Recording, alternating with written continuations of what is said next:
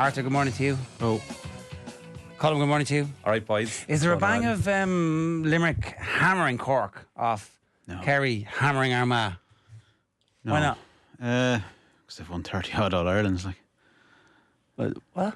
How is it? It's not unusual for Kerry to go and impress at Croke Park in the quarter final and then proceed to go on and win the All Ireland. It's not unusual for Limerick to hammer somebody and then go on and win this Limerick Well, it's still relatively unusual. I mean, they only, this Limerick team is more successful than that Kerry team. Are you okay? See, you think that it doesn't matter. It's like actually celebrate this wildly. I got contact from some Kerry people who were like, well, now you're going to believe us, aren't you? I'm like, yeah, I did believe you, but are they just not in danger of celebrating it a bit too much? Are Tyrone loving this? I'd say Jack O'Connor will need you to say something like that now to get his back up. Hopefully he's listening. Hopefully someone's listening and can tell him that.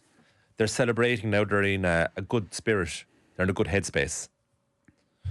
I have to say that I'm mildly distracted this morning. I was given a who gets it first. I was given my own medicine before the show. Oh, yeah? And I just can't Did you get it? I can't stop thinking about it. Did you get it? No, I got one half of it. In 2011, West Ham and Spurs exchanged players. West Ham went down. Spurs got a player from West Ham permanently. And a Spurs player went to West Ham on loan. And I've got that player, but I can't get the other. And it's tearing the office apart out there. Is it? Yeah. There's people falling out left and right. Can't get this. Can't get this answer. But so I'll be with you throughout the show with it. Okay, just drop it in and out. Do you know it? Yeah.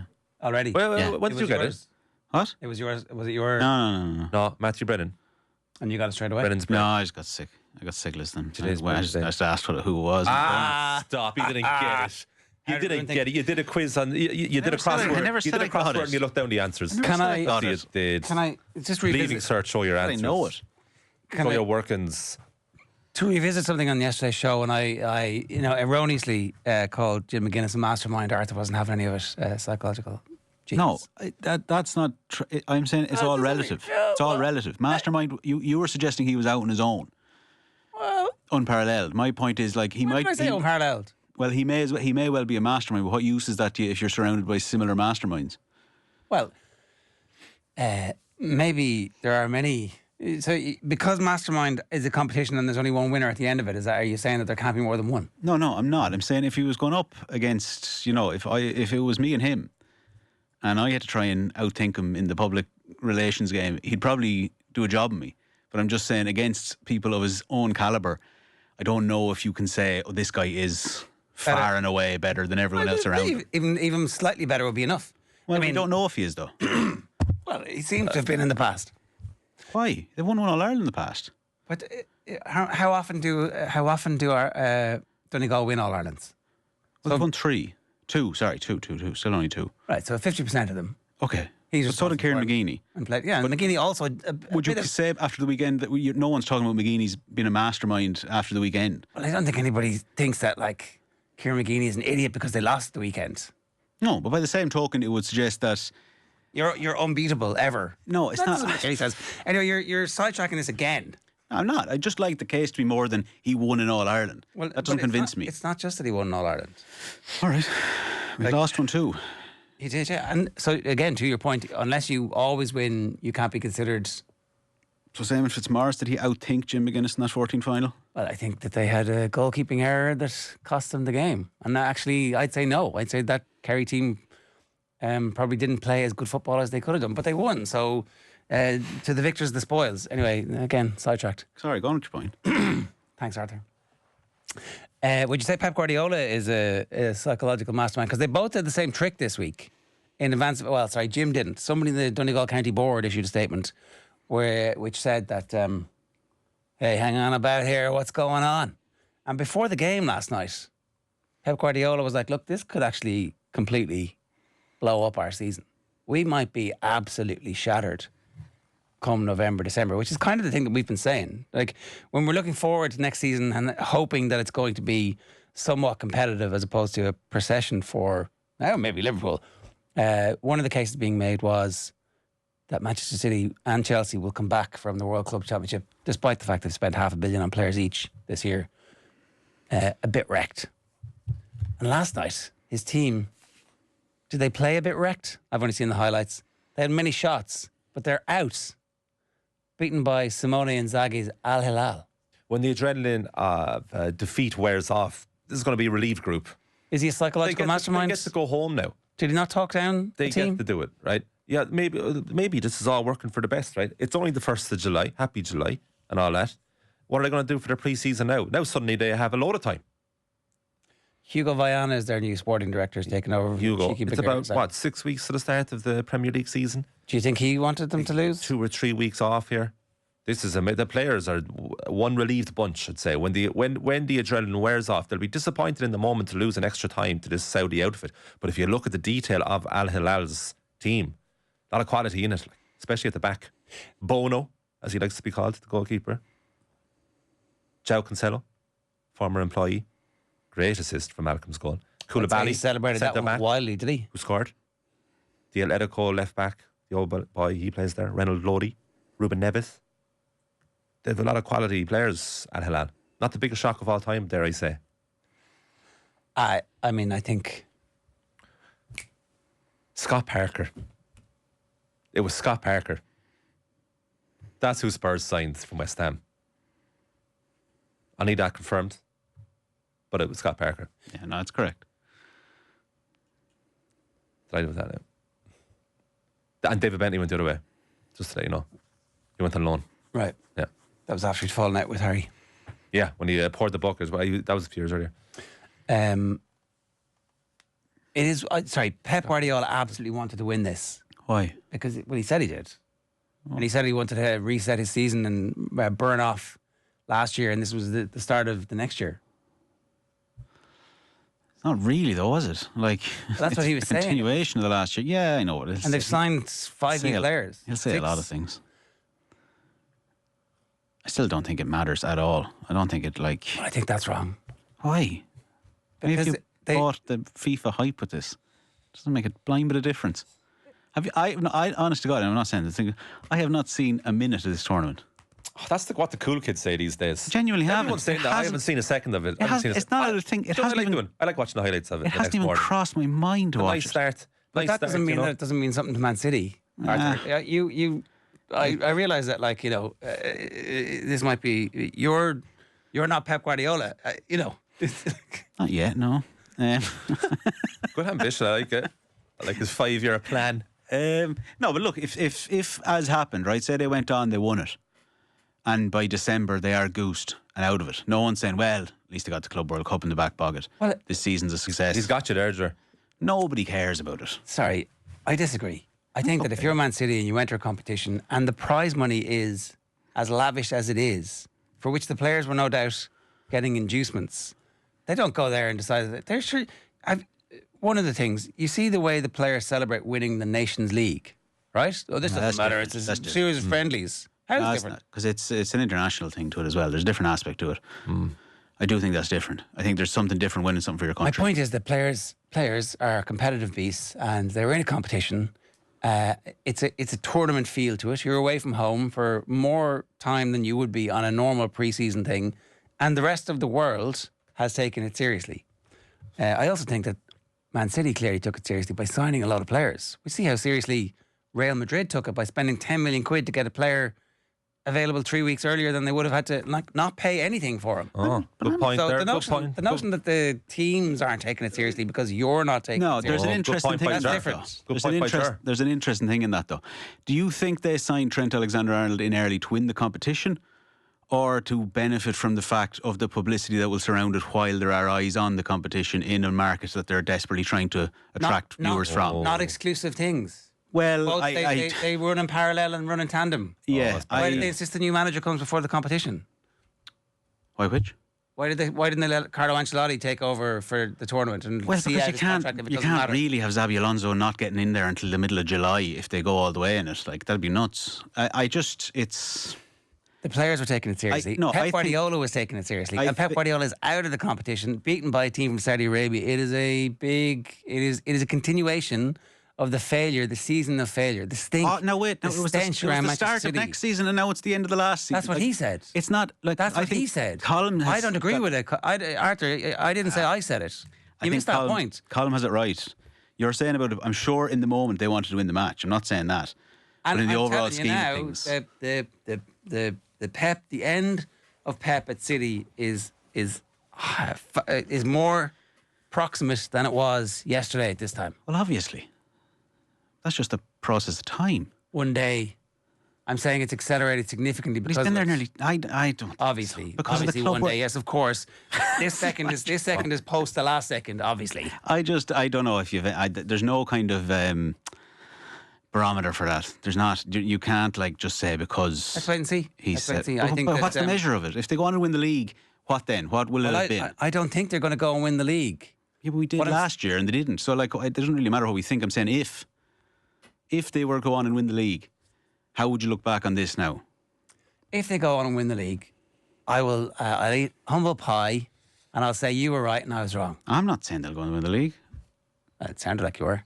No, I'm just throwing it out there. I just think it's. My point is that Pep took it seriously. The club took it seriously. They invested a load of money, and they got beaten last night by a team from Saudi Arabia. And the rest of world football, the Eurocentric view that you're espousing, which this tournament doesn't matter, has considered the Saudi League a complete joke, like a team of jokers, a bunch of jokers, mercenaries, misfits, mercenaries and misfits who have just gone out there for the cash. And last night, Simone Inzaghi is like, finally. You think Simone Inzaghi is not there for the cash? I didn't say that, Arthur. So what do you think he's there for? The sport and integrity? That's got nothing to do with the point I'm making. You just said that our perspective of it is that they're a league of misfits and mercenaries. And then they just beat Man City last night. Yeah. This is important in world football. You're like, dismissive, this doesn't matter. It doesn't matter at all. It's irrelevant. Okay. Completely irrelevant. That's your view. This has no impact on Pep whatsoever. He's going to be blink it off tomorrow, back to his mansion in wherever, the one in New York or the one in Sitges or the one in, I don't know, wherever. What a great rally that was. I don't know. A bit like the rallies we saw yesterday at Wimbledon. Am I right? Carlos Alcaraz taken to 5 sets in the first round of his defending year. His 2-time defending year. He's defending champ. Would you believe Jared's first time since 2010 that the defending men's champion has gone to 5 sets in the first round? Who lost it against? No. Yeah. Who was it? It was Roger Federer in that instance, but Nadal won it eventually that year. But there's a few defending champions who've been knocked out in the first round. Leighton Hewitt, most famously, in 2003, right, beat Ivo Karlovic 6-love in the first set and then lost in 4 sets. But interesting about Alcaraz and Fabio Fenini yesterday. You know this guy? You're familiar with this Italian guy? Never heard of him. Oh, wow, mercurial, super talented, troublesome figure on the court. Would wreck the opponent's head, right? Hasn't won a match since last October. Is retiring from the sport at the end of this year, but gets a standing ovation at the end of the match. And Carlos says, buddy, you could play for another 3 or 4 years. What are you retiring for? And afterwards, Fernini says, Carlos, can I have, or Charlie as he calls him, can I have your shirt? My son loves you. So eventually he wins in 5. They don't normally swap shirts after. Not a thing in tennis, really. Not on the court. That's the point. Although Goran Ivanisevic, his last Wimbledon in 2004, he ripped off his jersey and put on a Croatia one because that night Croatia were playing England at Euro 2004. So he swapped shirts with himself, really. But it's generally not done between players. But a hell of a first day, lads, As I say, some of the rallies between those two, a bit like yourselves there, very, very interesting. Couldn't keep your eyes off it, or ears in the instance that we just saw in studio this morning. But a load of big hitters are gone, Ger. Some of your favourites, Matteo Berrettini, you've always loved him. He's gone. He got to the final 4 years ago, won the first set in that final. He's out. Daniel Medvedev, who's got to the last 2 semi-finals of Wimbledon, he's gone. He I would say Medvedev is more of a clay court specialist. More of a clay court specialist, but not a bad grass effort if you're getting to the semi-finals twice in a row at Wimbledon, which he did. And tennis's favourite power couple, Stefanos Tsitsipas and Paolo Badosa, are each eliminated. Tsitsipas went off injured in the second set, and Badosa, who's the 9th seed, lost her own match. And Ons Jabeur, 2-time finalist at Wimbledon, she's gone. With a calf injury. Yeah, she was injured as well. She said she's never recovered from that second final defeat against Marketa Vondrousova. And how are they reporting this in the Telegraph? Brits in. There's about 7 of them through. Literally the magnificent 7. And Emma Raducanu eliminated another Brit as well. So they're full of. And that's tennis's favourite platonic couple at the moment, is Emma Raducanu and Carlos Alcaraz. Well, it's funny you say that. Oliver Brown is saying that they need to... Alcaraz, romance? Question mark. Alcaraz has more urgent issues to solve. Because it's not going very well for him at the moment. Who? Alcaraz. What? Just won the Alcaraz French. hasn't lost a match since April. Oh, he was a gobshite. What are you saying there? Alcaraz has more urgent issues, so that's the bit. Oh, excuse me, ruined your bit. Yeah, look, they'd be an incredible couple. Sure, it'd be huge for them both. But they have played doubles together at the US Open. This is a huge run into that doubles competition at the US Open, isn't it? It's a couple of months away. It seems slightly over-egged. Yeah, Would you say? So they'll be playing singles and doubles. yeah, it can be done.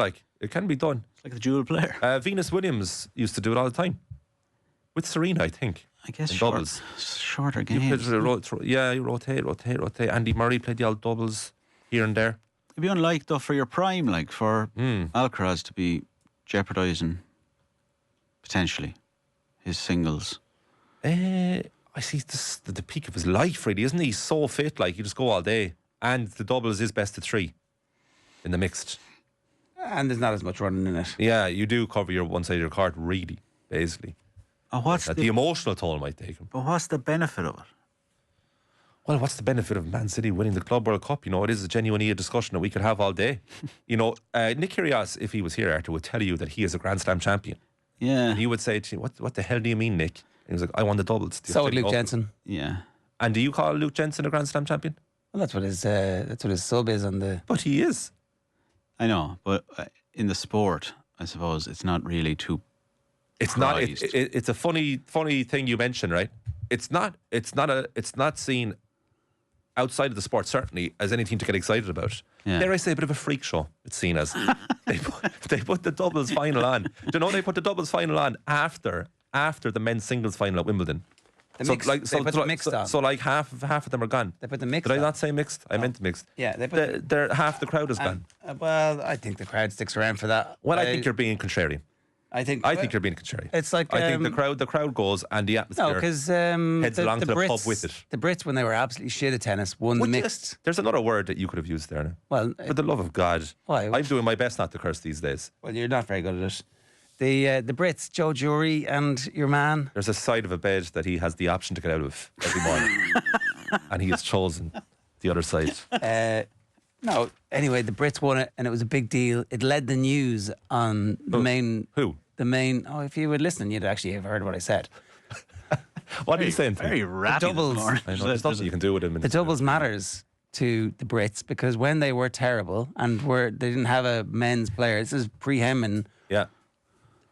Gordon Bates, is that it? And Joe Jury won the mixed doubles, and it literally led the 6 o'clock news. I think Becker or somebody or Edberg had won, so it might have been Edberg where it was like, Yeah, if another one of those cold, austere Scandies who we don't really know or like, but yeah, whatever. He won Wimbledon, but the Brits actually won the mixed doubles, so it has been a thing. And yeah, no, it is a thing. I think if you win it for the first time and it's your home nation, you're going to get covered in the news for sure. For sure. If they were to do it more than once, it probably will go back to the end of the news.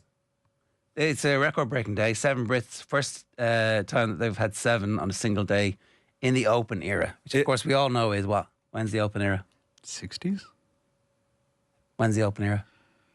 Well, the Open era is when the Australian Open's included, so it's the 70s on. Is it? Yeah. I don't think this is like... When the Australian Open became No, they don't. major. You're talking about Grand Slams. The Open era is when Wimbledon became open and was open to not just the elites. That's what they're talking about. It's I don't. That could be 100 years ago. I think. Yeah, I don't know. I think it's the 60s. That is genuinely huge, right? To have 7 British players that have this record breaking day yesterday, because it actually makes such a difference to BBC's coverage. Their enthusiasm goes up. Oh, it makes the coverage unbearable. I don't mind it, honestly. Oh. No, there is a bit of me that hates it, right? I do hate it. I do hate it a bit, right? But they're more into it, so it's a better product. It isn't. It's much worse. It means that the world number 1 or the world number 2 or the world number 3 could be playing on centre court, and cookie cutter Brit is on one of the outside courts. What would the Irish do? And you end up. Well, I don't know. I think we are different. I think we're different. Superior. I don't know. It's up to you to decide that, Colm. I think there's more than a sea separates us. Obviously, we'd be fascinated by our own, right? But it is a different scenario where actually they're the host broadcasters whose job is to cover the best players in the world, and they will spend ages talking about the 455th ranked player in the world against the 7th ranked player in the world who happens to be a Brit, and you're like, who is this guy they're playing against that we haven't seen very much of? but who's like having his breakout Wimbledon, who then is going to like reach this quarterfinal or semi-final. Like it's constantly simply analysing. It's like watching the athletics. Irish person in the front or at the back, never mentioned. Brit in the middle of the pack. That's who they're commentating on the whole way around. Like, where did everybody else finish? I have no idea. We do that. We do. We're all about the Irish. We're not the host broadcasters for all this stuff. When it's I know. Even if we were, I'd say we'd be all over it. Yeah. I for one don't mind the Brits.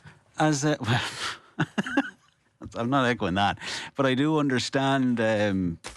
I kind of expect it when I come on if I'm watching the BBC that like they'll show the best of the best, but if there's a flip of a coin between, as you're saying, like the 10th ranked Swiss or the 50th ranked Britain, they'll probably show the 50th ranked. But sometimes it's not the 5th ranked Swiss. It's like the 3rd best player in the world who's like. Do they? Would they show like over like a? Yeah.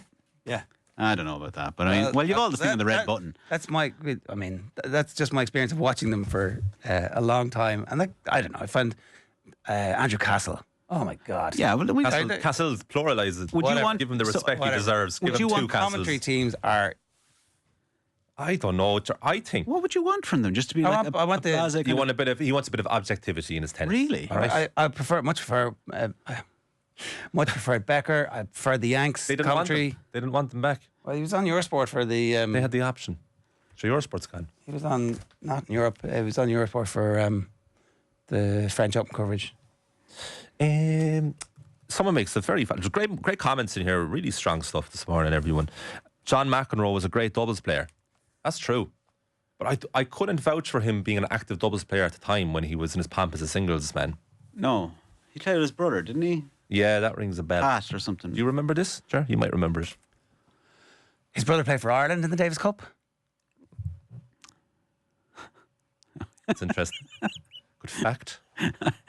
Was qualified through the family. Could I? I'm sorry, I don't mean to labour the point. Yep. Really? But I just, Jesus Christ, I am just interested why. So why is Alcaraz doing it? Oh yeah. Like, what's the actual point of doing it? So I think, as far as I know, it's a one and done at the US Open, and there's a load of people involved, but that's the most high profile. So, for instance, Tsitsipas and Badasa, the couple, they're playing together. Like, that's going to be hilarious. Sorry, So I think like it's the a reason thing. that people played it in the past, some of them was that you did actually, it helped your world ranking, and it also kept you around the tournament and helped your, like, there was coverage of it on TV, so you get paid more by your sponsors. There's like reasonable prize money compared to, it's massive prize money. You could be rich playing doubles at a very high level. There was the brothers, was it the Bryan brothers? Yeah. They were like millionaires from just being the world's best double players. Yeah. And it's in the Olympics. Like, there's loads of different reasons I don't know if it helps your singles ranking. I think it did. It helped your world rankings. I think it used to anyway. Maybe it doesn't anymore, but doesn't, yeah. I always just thought like it would have got you into the main draw as a singles player. I don't recall that happening, but yeah, maybe. I always just thought people actually did it for the purity of wanting to win a slam, to be honest, singles players that did it. And I think they seem to enjoy doubles because it is a very singular, selfish and lonely sport. So you're out there on your own the whole time. They probably like a bit of company in the court. It's fun. Like, if you ever watch the doubles, they're always, no matter what they do, they could hit the best shot or the worst shot, and they always high five. Well, fair play for there. I think it's so passive aggressive if you're hitting 6 bad ones in a row. So keep going, buddy. Yeah, keep going. And you feel bad, George. If you let down your teammate by hitting a double fault. How did you feel bad about when it? you were playing with like a very good paddle player? Players? No, on your team. You weren't playing with the team. That was... To the point you just made. Gonzalo from Chile. Yeah. Who only took up the sport, I'm glad you asked, 3 years ago. And he's already brilliant, which is a good lesson for all of us, and that gives us hope. I felt fine because while I lacked in the ability to play paddle at that time, I made up for an effort. In good company. I was good. I was good company for Gonzalo. He enjoyed it. He told me afterwards he liked it. There's He told me I was really good for my first day. There's an Irish And Australian. I don't think he tells all the girls that. Why are you saying that to me? There's an Irish Australian in the draw. Yeah. Do you know anything about him? No, I know it's his father, I think, is Irish. And I believe he plays in the first round today. And it's exciting because we also had Irish representation about 3 or 4 years ago at Wimbledon as well. But again, it was through a relative, not directly.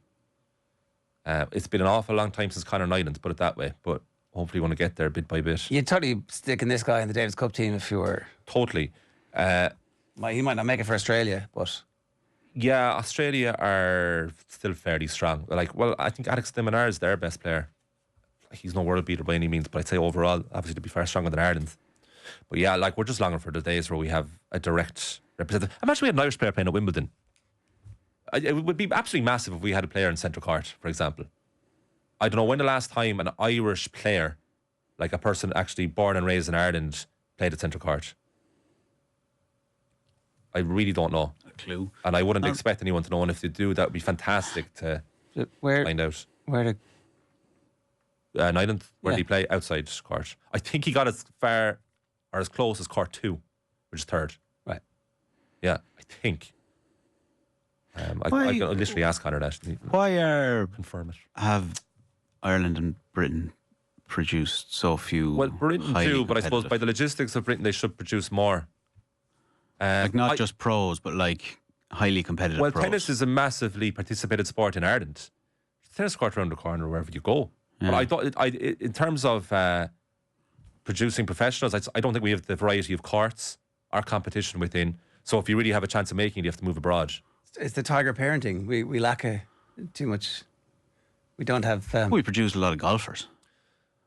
I guess we have flush golf courses, don't we? And a variety of them. But I suppose it suggests there's a similar sort of thing ready. I mean, you still have to have an awareness of playing on different, not necessarily different surfaces, but different climates, different everything else. There's definitely a global element to having to get up top in golf. I don't know, but even not even Ireland. Ireland, you can kind of run it off. It's okay, fairly small population, all things considered, lots of other sports. But I've never understood how Britain produces so few. How Andy Murray's such an outlier. Yeah, well, but again, Murray went to Spain very young. He moved over about 13, 14, and he's the same class as Nadal. And he got his parents to bring me over there because they have a bit of talent. There was no way he was making if he stayed in Scotland. Not a chance. So he had to go abroad, get clay exposure, get exposure for everything. But yeah, if you look at population size like Croatia, for example, we're always comparing ourselves to Croatian sport. But in tennis, they produce way more players than us. But they get scholarships and they move to America and places like that. There's just not that system or path in Ireland, which I know for a fact they are trying to change. I know that they are. It's going to take a long time, though. But it is a shame because it feels like most people get involved in Wimbledon at least for 2 weeks of every year. It feels like it, especially in the second week, people are invested. So it would be unbelievable if we had representation there. Because even if you think about the minor sports that we covered throughout the year where there would be an Irish person involved, we all get very excited for a brief moment. It's not really so much the sport, it's having an Irish person involved at the top level. And Wimbledon is top level. Yeah. No, it is funny how it's kind of... In terms of the question about Britain, I think it's too far down totem pole of priority of sports. But it's so interesting because thing, maybe. The Telegraph, for instance, who you were quoting there earlier, good grief, and it's not a thing, but they go massive on tennis. Who, sorry? Telegraph. And the Times. They do, and they have not just for these 2 weeks. And they have brilliant correspondence too, which we've had on the show. Really excellent. Yeah. There's a tennis section on The Athletic. It is huge, globally. And even in the past, when we've talked tennis on this show, I remember we did Federer Djokovic the morning after when Federer had 2 championship points, 2019 Wimbledon final, and blew it. And when Zverev attacked the umpire and Serena Williams at the US Open, I remember we did those stories and looking at the views in them, they were massive, absolutely enormous views. But then we could do another tennis slot where we just talk about something that just happened, and it could go passing without people mentioning it at all. It's a very extreme relationship that Ireland has with tennis. I think there is a lot of apathy and then huge interest, and it wanes off again. It is the extremes, I think, of both that you can have in a sport. There's no consistent interest level. Yeah. Would you say that's extreme or kind of more passing interest? And so when a story flames up, that is everybody's talking about it. I think, for example, a few weeks ago, you were away actually, but the French Open final, Alcaraz and Sinner, was at the end of an unbelievably stacked weekend. It was crazy, particularly in the GAA. And that Monday morning show, we had it booked and it was ready to go and it was already full as it was. And then Alcaraz played Sinner, which was the first time they met in the Grand Slam final. And Sinner was 2 sets to love up, because he's going to win this. It ended up being a classic. And for the briefest of moments, for maybe a half an hour on that Sunday night, My phone was lighting up from people I hadn't heard from in a long, long time, saying, "You watching this?" So there is, at its absolute extreme, there is interest in tennis on a global scale. There is something about it that captivates people, but it has to be top level for it to happen. And now the Brits have 7 players. Yeah. 0879 180 180 is the WhatsApp number if you want to get in touch this morning. YouTube.com/off the ball. A reminder, Off the Ball breakfast at 8:01 this morning is with the UPMC Orthopaedic Care. When things don't move, rotate, or bend like they used to, choose us to help you get back in action. Quick newspaper headlines for you this morning. Kerry rally their supporters for the devastation of Armagh that David Clifford after the Cavan game, and Jack O'Connor saying that they needed the fans out. I haven't seen a report on the breakdown of the percentage of fans from each. Can I actually on that? I was thinking, the double headers at Croke Park don't work. Go on, Doesn't work. It works in terms of, okay, it definitely, maybe by the second game, depending on the proportion of fans that were there for the winning team in the first game, what time it is, things like that. It could be. It looks decent for the second game. For the first half of that game. Yeah, exactly. But it just, when you're watching then from that second half and it's going and you just see the odd seagull cross over the camera shot and you're like, oh, God, it's begun. I just don't, it doesn't, you have such a massive crowd there. I don't know what the overall attendance was. 70. Wow, so it's huge numbers. 70 on Sunday, 60 on Saturday, I think, roughly. But the fact that there's nowhere, it never comes close to all that at once. It just ends up looking kind of sparse. At one stage, I definitely, I forget which game, it must have been the Saturday. Donegal Manning? Possibly. Well, at some point when, I think it was Marty Morrissey on, and he referred to oh yeah, place is full now, and it's I know what he means in spirit, but you're literally looking at the TV and I can see all these empty seats. No, that would have been Sunday if it was Marty. So it would have been. I thought he did the Saturday, but anyway, it doesn't matter. Whichever one it was kind of you could see, and it was just it's a shame. Do you know why? It was because the Armagh fans came in, and sure, they're the most visible fans in the country, and for some reason they didn't wear orange. I'll never understand.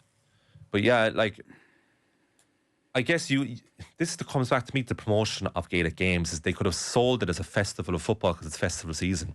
They could have gone all in on this. You have to be in Croke Park. Wasted here. You have to be in Croke Park. It should have been a festival of football.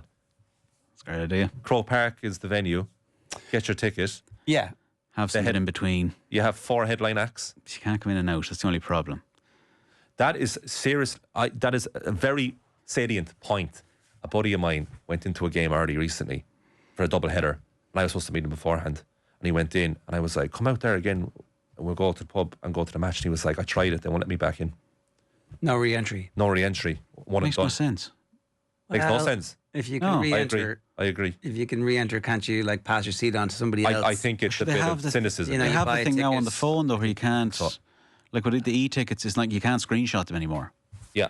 It is. It's the moving you can only if you're going to give someone your phone, grand, but no one extra's coming in, if you know what I mean. Yeah, I don't know. I just it was a disappointing thing where you're like, go on, what's the solution? Oh, I don't have a solution. that wasn't part of my plan. But you could it's impossible. It was because it was a similar case with the other game, the Dublin Limerick into Dublin Cork, where it was the start of that game was honestly been I was at a league game 2 years before or a year before, when Dublin played Limerick in an evening, on a Saturday evening in Croke Park. At the double header. And before, I think it was before Dublin Kerry in the football. And it was so reminiscent of that. It was just there's nobody here. The game starts in 10 minutes. Just nobody here. I grew up with this, right? This problem with stadiums that aren't full. I grew up watching games with my dad, and he'd be like, sure, there's nobody at it when there was 4 empty seats. It was it was either full or nothing for him, right? And he all the time, there's no one at this. And in Croke Park, it looked like that for the first 3 quarterfinals because what the camera was looking at was a load of blue seats. But then he saw the panel at half time, and behind them it was packed. It was actually a very unfortunate placing of the camera at Croke Park that makes it look empty. But there are a few grounds in sport that look as empty when they are than Croke Park. Would you take the quarterfinals out of Croker? Well, yeah, because then what's so special in terms of the occasion for the semi-final? If you're into that type of thing. Because, like, obviously the counter argument is you sell 70,000 tickets, it doesn't look great, but actually everybody has, it's the comfort of better facilities than you get almost for most of the other available GAA grounds. And what if you have like a Kerry Dublin quarter-final, you stick it on in Limerick and they sell out? Yeah. Oh no, it's so bad, people couldn't go. See, best case scenario, having them all at Croke Park, if you have 4 classics and the stadium is full, it's nothing better. Arguably, if you had a Kerry Dublin quarter final, you wouldn't want to put it on a double header anyway. Look, I think it'd be amazing if you could have an out Friday night game. Wouldn't that be class? Friday night, Saturday, double header, Sunday. You put the 2 on that aren't going to sell out. Why aren't there games midweek? Well, because players need inter-county level. They're amateur, and the players need to take the day off work. Like that's what Sean Kavanagh was like. We used to go down and we had to take the Friday off when we were playing every week. And already, they're not going to. There's a strict. We will not pay you whatever you're taking time off to play, because that's pay for play. Some Keith Andrews stuff. Andrews out to make his mark. I'll be me. He did press yesterday. No Garin Bees is the headline on the back of the Mirror. New Brentford head coach Keith Andrews says his varied career path has prepared him to lead the Bees into their new era, but he was asked about will you be given time, extra patience? I've been given no assurances. The reality is that it's a football club that has been built in a certain way, and we have ways to do things which aren't the norm. The support Thomas has had throughout his tenure was impeccable. The relations he built were very connected and aligned, and I don't see that being any different. There's Ger to the throne. Aaron Kernan has come out and said that he thinks that Ger Brennan is the obvious choice. Declan Darcy is the other candidate that has been mentioned in dispatches. He's involved with Leinster. Yeah. Rugby. He was obviously a chief lieutenant and very well got by the players under Jim Gavin. And I think wanted the job, didn't he? Yeah, so that's the interesting part about it. Did want the job, right? And did put together a backroom team, and then didn't get the job the last time. And now it's a different county board in that Costello's gone, the new man is in, and it'll be up to him to build that relationship with whoever the new manager is. But how good is the Dublin job at the minute? Is this a good time to get it? Better, I think, than when Desi took it. I think there's maybe an acceptance that regeneration for Dublin is required now. Slightly more patience with Dublin. See, Ger Brennan can kind of take his time now. In terms of the decision he makes? Well, no, like he doesn't need to take the job now. It's not like this is the only time he's going to get it. He could stay with Louth, have a couple of seasons, try and get them to Division 1. Like, Leinster will be very competitive for the next few years. They're not going to fear. It's funny because you see it all the time in sport, is that a young manager who's doing well at a club gets the opportunity of a lifetime with their club or county, and they feel like they have to take it because this is their one chance. And so often it doesn't work. It's like when Graham Potter took the Chelsea job, his words were, I had to take it, it was Chelsea. And it set him back. For Ger Brennan, it's like, what a year for Louth.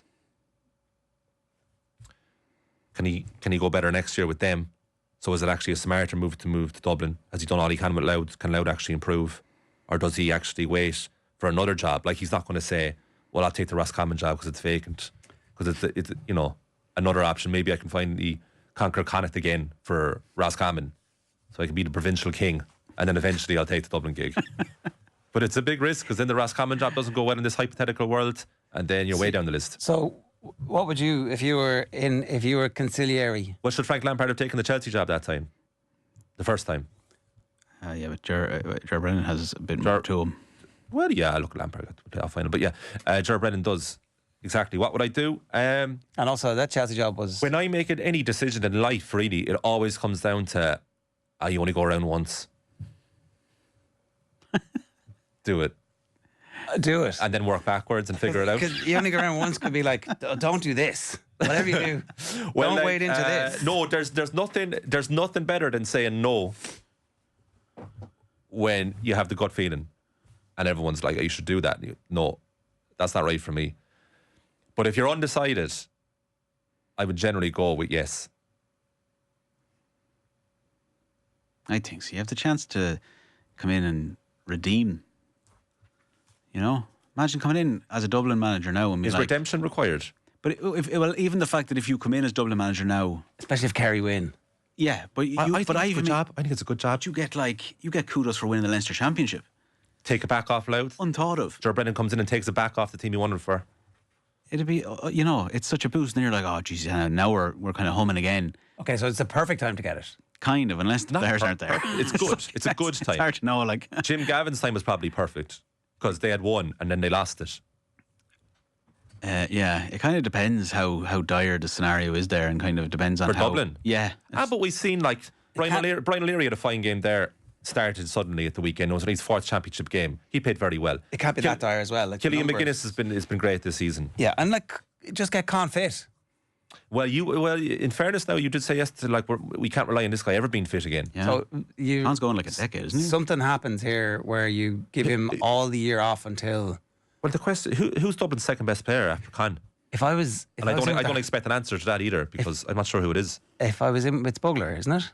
I would have thought Kilkenny, but I think Kilkenny wasn't great at the weekend. If I was in with the hurlers, you'd be like sending out the little pigeons, the sparrows, to get all the best footballers to play hurling next year, wouldn't you? Come on, lads. The best footballers to play hurling. I don't think it's that simple, is it? No, I don't think so. I don't think that transition is that easy. I think But Con is like, Con is, but you're talking about Con now. Yeah. But you're saying players plural. well, there's a few others who actually left the hurling panel last year to play football. I think that's very disrespectful to the act of hurling. But even with all due respect to it, like even as we were talking all this year, like does football not seem like way more the attractive prospect now? Considering all things considered, and you're writing them off again, I know, but like you're probably not winning All Ireland with Dublin. Yeah. You know, prove me wrong. Well, it's okay, whatever. But like, it's just like you. But can there's a see chance now in the way that there hasn't There's a been. greater chance of winning a football All Ireland, realistically. And you're playing, it's but what still, if you added all the players? Like, what if you added the 3 or 4 footballers who are? I think it's great. I think it's just a fluke that they beat this Limerick No, team. I think it's greatly overstated that players who've never played intercounty hurling could just come in and seamlessly be at a level with guys who are doing it all their lives, or certainly, all their adult lives. Would it help their squad? Possibly, but we've no idea what they're like at intercounty level. Like, it's not. Like, I think that's always a little bit overblown. Can I just say, I'm a bit worried about the semi-final on behalf of Cork. Jeez, Dublin gave Cork a great game last year in the quarter-final. Cork have been off for 4 weeks. 4 weeks is fine. 4 weeks is optimal. It's too long. It's optimal. 3 weeks is great. 4 weeks is. Remember the Champions League final 2019? 3 weeks before the final. It's not great. Like I tell Judge this, you're gonna have to react like I'd said this for the first time, right? But I did 7 subjects for my leaving cert, right? And I did the first 6 in the first week, and then there was a week off for my last one, and I underperformed. Did it change your life? I didn't leave it all out there. You know what I mean? You went off drinking. And I think this could happen. This could happen with Cork. Did you go partying? A bit concerned. You took a lap of honour. I actually went to the Irish Open. On photo. Yeah. Or photo, as you all call it. Do we? All of us. Yeah. So that's what I did. So so if the same thing happens to Cork some years later in the hurling contest, I'm a bit concerned. got on the Dublin, pissing photo. Dublin. What would Dublin be like with 15? And they've had 2 weeks, lovely time off, break between. Why do we have this culture of Yarra? It's not Yarra. Where did it come from? Like, I'm pretty sure Cork are odds on for the They're win. Like, They're favourites. They're favourites. I'd I'd be more confident against post-colonial hangover. I'd be more confident against Tip or Kilkenny. yeah. Would we? You'll know about it in the final. Oh, thanks. Right. Like, You're saying in a sarky manner, but I feel like it's... No, I'm not. It's not sarky. You feel like it means well. It's not sarky at all. I'd love if Dublin were to catch out Cork. It would be I wouldn't. beautiful. But it won't happen. We've I'd say Cork -7.